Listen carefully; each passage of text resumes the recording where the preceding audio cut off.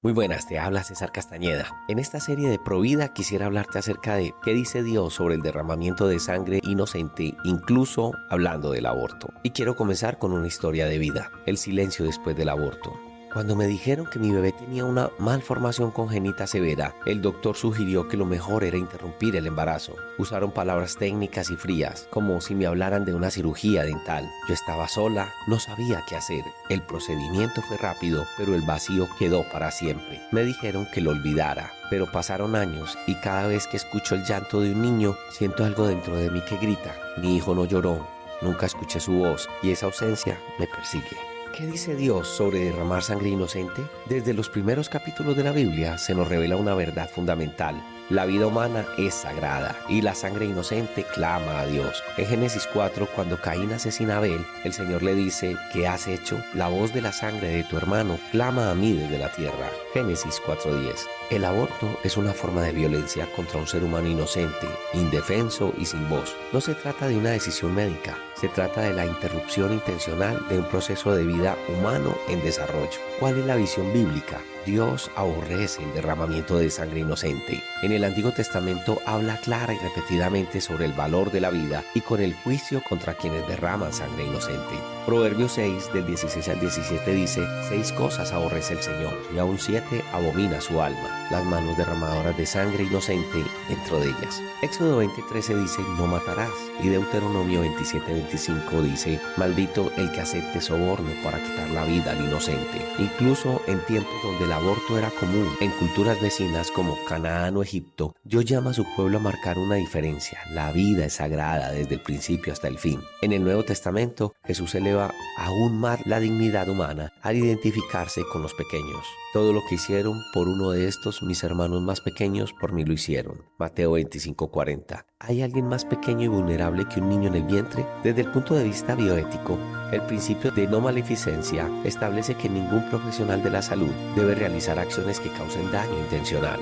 Si reconocemos que el embrión o feto humano es un ser vivo con ADN propio y proceso de desarrollo autónomo, entonces suprimirlo voluntariamente constituye un daño irreparable. Desde la psicología clínica, especialmente en la línea humanista y existencial de Frank Maslow y de Rogers, la vida humana tiene un valor intrínseco y no utilitario. Es decir, no vale por lo que hace, sino por lo que es.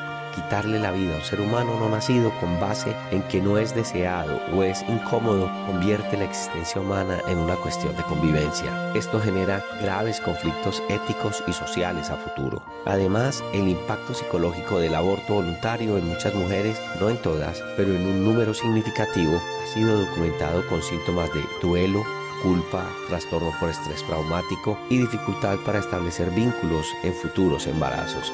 No se trata solo del feto, toda la experiencia impacta al alma de quien aborta. Pastoralmente hablamos de restaurar sin justificar. El llamado pastoral no es únicamente denunciar el pecado, sino llorar con el que llora y restaurar al caído. Pero para que haya restauración, primero debe de haber verdad. Y la verdad es esta: el aborto voluntario es una herida profunda, tanto para el cuerpo como para el alma. No se cura con silencio ni con legalidad. La Iglesia debe decidir con claridad. El aborto interrumpe la vida humana. Es un acto de violencia y también debe decir con misericordia: hay perdón, hay sanidad y restauración en Cristo para toda herida, aún en esta.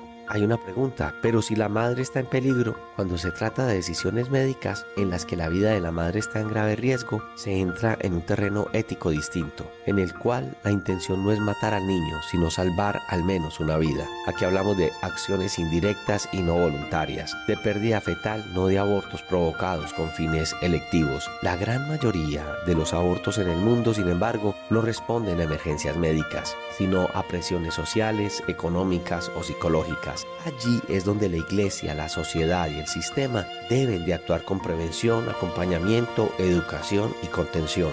Hagamos una aplicación comunitaria. Cuando Caín mató a Abel, Dios le preguntó: ¿Dónde está tu hermano? Hoy la misma pregunta resuena en nuestra conciencia colectiva. ¿Dónde están los millones de niños que no nacieron? ¿Dónde están los que no podían contar su historia? ¿Dónde están las madres que abortaron y nunca pudieron llorar ni sanar? ¿Dónde están los hombres que huyeron de su responsabilidad? Cada aborto deja un vacío en la historia, en el alma y en el propósito. Al concluir quiero decirte que Dios aborrece el derramamiento de sangre inocente. Y la vida del niño por nacer es inocente, irreemplazable y preciosa. Desde la psicología, desde la medicina, desde la ética y desde la fe, la conclusión es una: debemos proteger la vida siempre. Y si hemos fallado, no debemos huir de la verdad, pero tampoco del perdón. Como comunidad, no podemos ser neutrales ante esta realidad. Nuestra voz debe de ser la voz de los que no pueden hablar. Señor de la vida, perdónanos por cada silencio cómplice, por cada voz que no defendimos. Danos valor para proteger a los más vulnerables y compasión para sanar a los heridos. Que nunca dejemos de proclamar que todavía es un milagro. Amén.